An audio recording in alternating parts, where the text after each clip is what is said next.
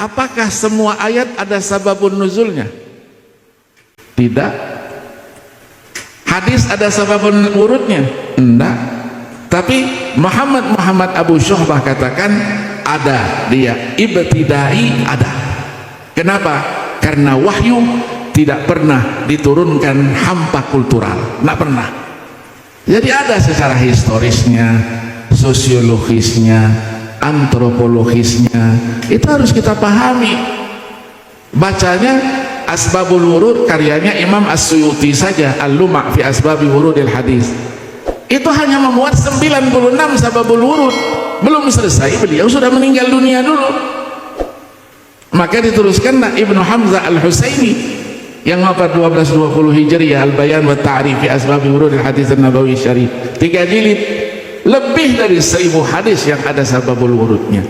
Nah, apakah dipahami sababun nuzul? Ayat ada sababun nuzul dipahami begitu? Enggak, kata ulama, al-ibrah bi umumil lafzi la bi khususis sabab.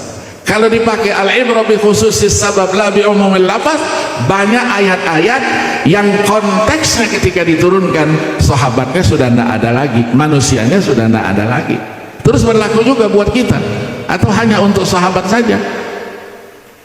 Kita berpikirnya Al-Quran diturunkan itu sebagai wahyu terakhir, berarti untuk masyarakat waktu ayat itu diturunkan, generasi sesudahnya, generasi kita, dan generasi sesudah kita nanti ila yaumil qiyamah.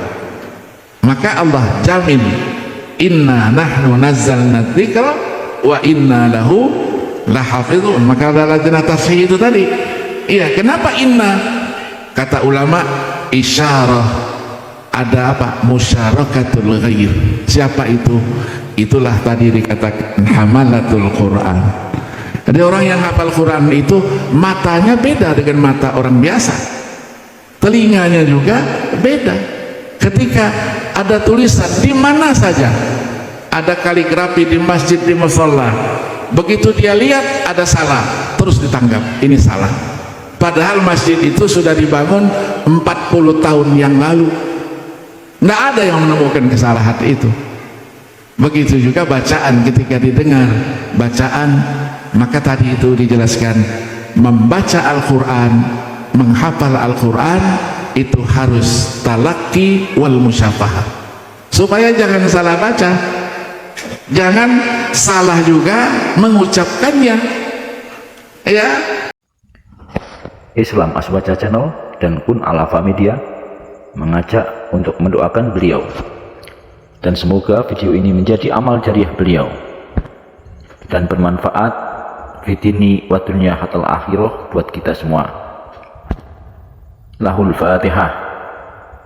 Ada diceritakan tadi Ustaz Bariun, diceritakan itu almarhum dulu Kiai Badawi dulu megangin orang baca Fatihah saja berapa hari baru selesai. Saya juga begitu dulu sama ayah saya umur 5 tahun sudah jadi qori kemana-mana, haji kecil katanya. Karena ayah saya ahlul Quran di rumah. Kata ayah saya, baca Quran, belajar Al-Quran, kalau gurunya banyak ada variasi, tapi harus talaki. Ditunjuklah pada seorang guru, namanya Kiai Haji Muhammad Yusuf. Saya datang, Pak Kiai, saya disuruh abah ke sini, suruh belajar tajwid terutama. Karena Pak Kiai, Masya Allah tajwidnya, oh bagus katanya, coba baca dulu kan. Baca apa? Fatihah aja lah baca. Begitu sampai waladhdallin, Allah bagus katanya bacaannya, coba sekali lagi, bagus katanya. Begitu ketiga kali dipegangnya, baju saya itu bisa diperes tuh airnya, ya. Begitu sampai waladhdallin aja nggak selesai waladhdallin, bocor, dia bilang bocor itu, nggak pas itu.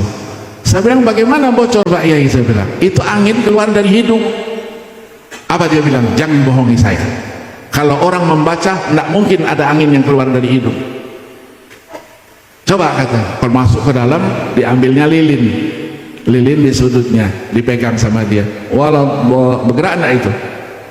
Enggak bergerak. Kalau sudah enggak bergerak baru benar bacaannya. Begitu sampai begitu, Ya, saya lapor sama abah saya, bah, Pak Kiai Yusuf luar biasa, bah, luar biasa bagaimana? Nih baju saya basah nih semuanya, baru baca Fatihah, belum baca yang lain. Artinya harus talaki wal musyafahah. Ya, itulah tadi sudah diperpanjang pembahasannya dengan sebutan sanad. Jadi kita harus ada tasalsul sanad, dan kita sudah terbitkan sanad itu. Ya, kita sudah terbitkan qiraatnya, sudah kita terbitkan dan sudah kita launching ya ketika kita musabaqah di Banjarmasin kemarin itu. Jadi kita kaya dengan ulama-ulama, dan itu perlu terus kita kembangkan sehingga sanad Al-Quran yang terus bersambung ya sampai dengan Allah Subhanahu wa Ta'ala itu menjadi bahagian yang harus kita ajarkan kepada anak-anak kita, termasuk disiplin ilmu agama. Semua disiplin ilmu agama harus ada sanadnya. Kalau tidak ada sanadnya, katanya as-sanad, katanya kalau tidak ada yuzilul barokah, tidak ada barokahnya. Saya dulu jemput bola, siapa yang pakar di sini, terutama dosen-dosen saya ngaji. Ini fikih, ngaji apa fikih? Karena ulama-ulama dulu itu, guru-guru saya dulu senior-senior, ngajar apa? Nggak pakai buku dia, hafal semua, matanya hafal. Ngaji Qalyubi dengan Syekh Mahmud Abdul Daim, ketika ngajar saya usianya sudah 96 tahun, meninggal dalam usia 109 tahun. Dikelari dengan Syafi'iyul Asr. Ngaji Qalyubi 3 bulan, dari habis asar sampai maghrib, belum pindah-pindah dari muqaddimahnya, dan tidak pernah berulang. Saya perhatikan dari hari pertama penjelasannya tidak pernah berulang. Terus saya tanya, mata nabda ya fadilatul syekh, kapan kita mulai? Dia bilang, bodokna min zaman, katanya. Ya begitu. Ah sudah, besok anak usah datang lagi.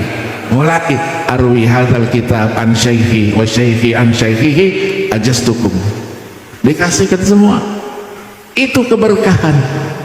Ya, itu keberkahan dari guru-guru. Nah, itulah yang dilakukan oleh para kiai-kiai pimpinan pondok, khususnya pondok tahfidzul Quran.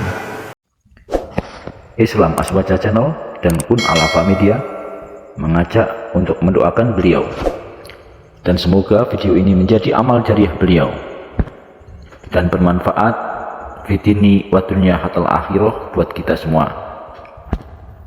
Lahul Fatihah. Maka ada yang bisa mendeteksi, ada anak yang datang diawasi sama dia kan, ya kamu bisa, ini pulang, ini bisa masuk, ini. Kenapa? Firasatul mukmin, dia sudah lihat kan mana yang mampu, mana yang tidak.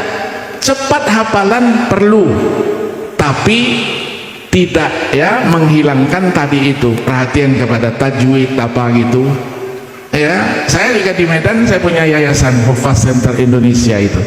Sudah 4 kali ya, sudah 48 orang. Menghafalnya tidak perlu lama-lama, 3 bulan 10 hari.